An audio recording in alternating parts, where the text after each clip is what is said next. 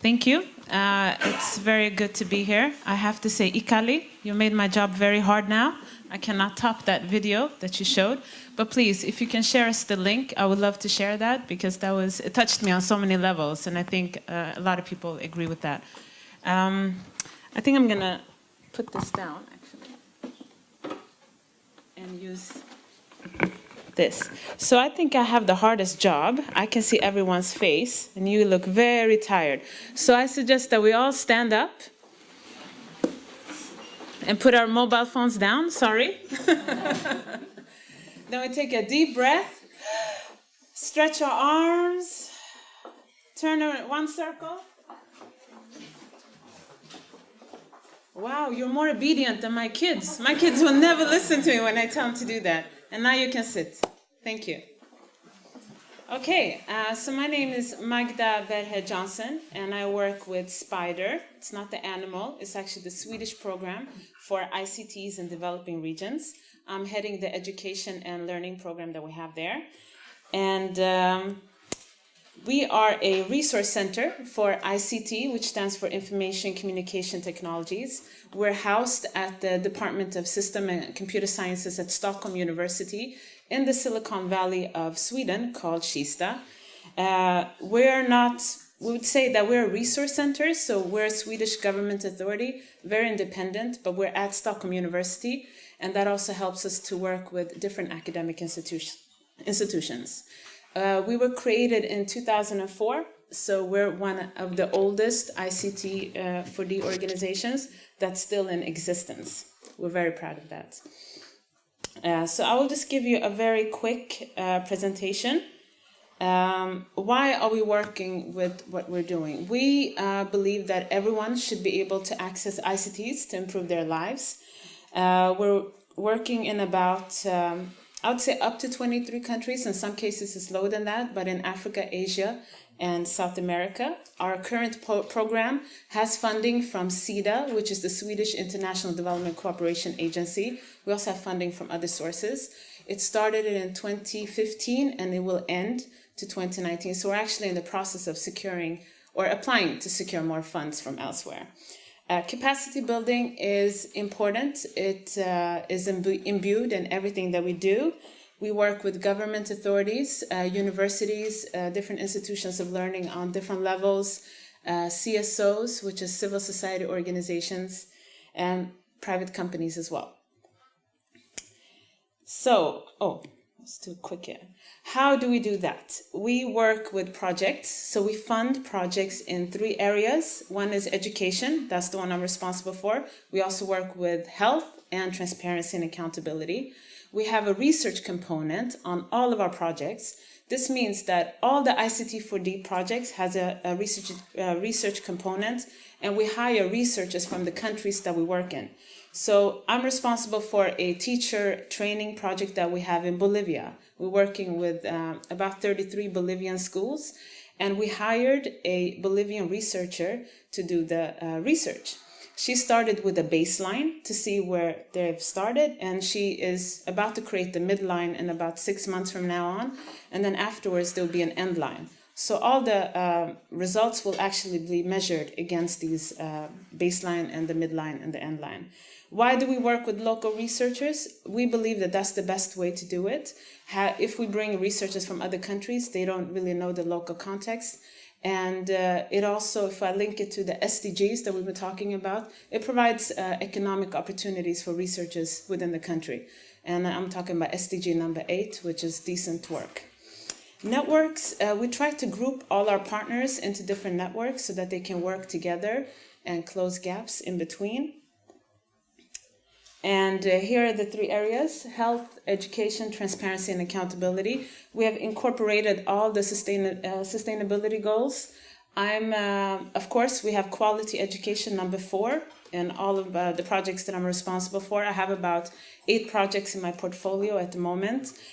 We believe that ICTs is a cross-cutting tool to achieve all these goals because they're very ambitious goals. 17 goals, as you can see.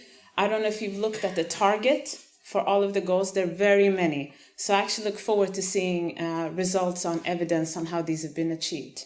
In addition to that, we have cross-cutting issues. A lot of people have been mentioning gender, and I also want to say that gender is not only about women and girls, it's also about men and boys. A lot of people tend to forget that, and sometimes they only count the women, but it's important to include everyone, as well as different ethnicities, to make sure that everyone has equal access. Yes. So these are some of the countries that we're working in right now. Moving forward. Digital principles. I have not heard that being mentioned today, so I can talk briefly about that. A few years ago, a lot of donors received criticism for not coordinating, because usually when we talk about development, we look more at the national governments that we're working with, CSOs, etc. But at the same time, donors are not really collaborating together. So the digital principles were created to make sure that everyone is speaking the same language. And I don't know if you can see, the text is quite small, but I'll give you an example. Like the first one is called Design with the User. What this means is that if you have a teacher training project and you want to, let's say you want to increase numeracy, you want to increase math skills. So you create, the partners create math games, for example.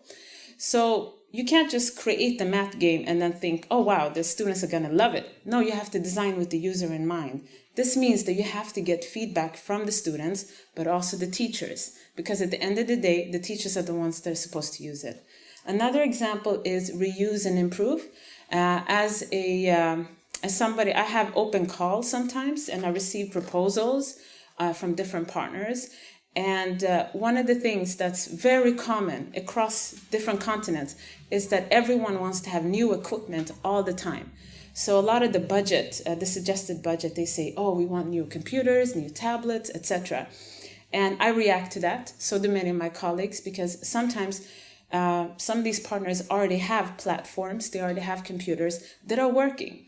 So this principle, which is number 7, reuse and improve, it means that use what you currently have, contextualize it to the new needs that may arise. So that means do a needs assessment, find out what the students need, find out what the teachers need, and then use existing tools and update them.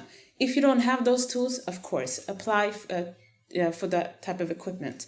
But also look at what you already have. And thirdly, some people get upset when I talk about this standard, but it's in the digital principles, is number 6, using open source. Open source is very important.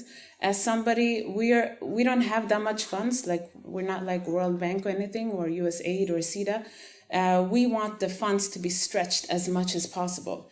So seeing partners paying service fees, licensing fees to some private companies hurts me on a personal level. But using open source is very important. You just have to learn how to use it, and it's very beneficial. Why ICT in education? I think we've covered that. So in terms of the outcomes that we have, these are some of the results that I'm responsible for. One of them is that student learners have access to ICT-based open learning and digital content. Second one is that partners are working through forums to improve learning. And third one is teacher training. So if we look here, these are 5 of the projects that I'm responsible for. The first one is called Digitalizing the Ugandan Sign Language. I had an open call in 2016, and I got a really good proposal from UNAD, it's the Ugandan National Association of the Deaf. What I didn't know, since I'm not deaf or anything, nobody in my family is that there's no standard in sign language. So every single country, they have their own versions of sign language. This is a really big problem when you want to digitalize the content. So luckily, we're working with UNAD, and they have now launched a mobile app that is now going to be integrated in the schools so that deaf students can use that mobile app to communicate with their teachers. And teachers are also going to be able to use the app itself. And they can also use it when they go to healthcare services, etc. Another one is here at the bottom, called Enhancing Early Grade Learning Among Primary School in Refugee Villages in Nyiragusu Refugee Camp. So some of our partners like to have very long project titles. And this is in Kigoma, Tanzania. It's about increasing numeracy and literacy. I don't know if any of you remember the Millennium Development Goals, the framework that we had before Sustainable Development Goals. During the MDGs, a lot of, I would say, the emphasis was to get students to go to school. So they were basically counting the number of students. Learning wasn't really prioritized. There have been assessments where they've seen that students that are in the 3rd grade, and now I'm talking about Tanzania, cannot read, cannot write, and that in itself is a huge problem. So with the new curriculum or the new framework that we have, SDGs, learning is something that you look at very closely. So refugee camps are very marginalized. There are a lack of resources. You don't always have teachers that are certified. It might be the best student from 2014 that is currently teaching math. So what this project is doing is that it's focusing on pedagogy because pedagogy is very crucial. Our partners in this case is University of Dodoma in Tanzania. So they train the teachers to be very comfortable in their teaching role first before they introduce the ICTs. So, to mention some of the challenges that we've seen over the 14 years that we've been working with ICT for education, one of them, and you're all very aware of this, is the education systems are very slow in responding to the increasing globalized digitally connected world. Why? One of the reasons is lack of resources, and I would say the second reason is because we're working with human beings. Change management is key. With change management, as Professor Semefest mentioned earlier, it takes time, it takes resources, and we're learning as we go. If you think that just by giving teachers computers that students are going to have increased learning outcomes is the way to go, I agree that's the way to go, but there has to be steps in between. And this leads me to my second point, technology. There's an overbelief that technology alone is going to solve everything, and it is not. As World Bank is saying here, there needs to be reforms of the curriculum. We have to look at different ways of assessing students' assessment systems. Are we measuring the right thing? Having a baseline from the very beginning is very important, so to be able to see what the progress is. And as well, the pedagogical approaches. We cannot ignore it. Yesterday, when I was talking to EIT, we were discussing how do we get teachers to feel comfortable in their role. Teachers are already overworked in many cases and underpaid.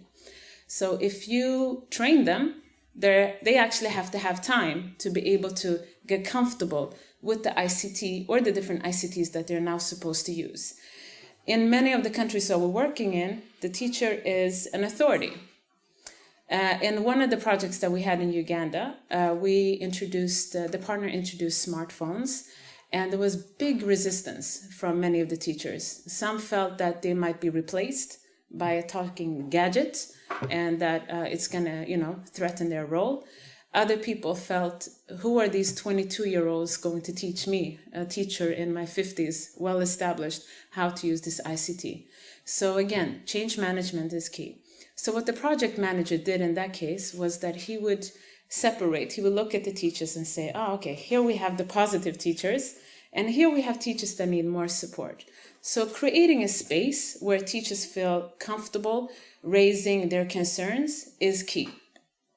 And here's where top management, I'm looking at Ali, representing management, having the buy-in from management is key. That's second point. I jumped to second point. Top management buy-in support is very key. We've seen a lot of projects on very high levels get ruined because of that. Another point is poor instruction design. The content has to be very clear. Getting feedback from the teachers on the instruction design is also something that we recommend. To the first point, teacher training. When you plan these trainings, talk to the teachers, because sometimes they're going to be held in the evening. And in some of the countries we work in, we have strikes because teachers don't get paid what they want, what they deserve. So these are different factors that you need to think about. Another thing is to have a master ICT policy for the university or the universities or schools that you're working in. Somebody mentioned earlier that it's very expensive to have small individual projects, because then what will happen is that you will have a lot of overlaps and you will have a lot of gaps. But if there's a master ICT policy coupled with a vision, you can plan projects accordingly. Privacy and security is also something that we see that a lot of our partners are not thinking too much about. In terms of higher education, this can be a big problem where information about students can leak, or students can actually hack into the system and find out how the exam is going to be looking at. So think about that. Institutional preconditions, I've mentioned it. This is very key. And in conclusion, I would like to say it's important to train both staff as well as the students to have the local buy-in. Policy is also important. And in terms of sustainability, we like to separate that into financial sustainability as well as organizational sustainability. So once the project is ended, how are the results going to be maintained? And in our case, for example, I was approached by EIT our unit rather, was approached in 2015. We're very excited to hear about the Finnish-Eritrean collaboration. So we've received a concept note from Eritrean Institute of Technology. I can't say too much about it because it's currently on my table. It's being reviewed by me and my team.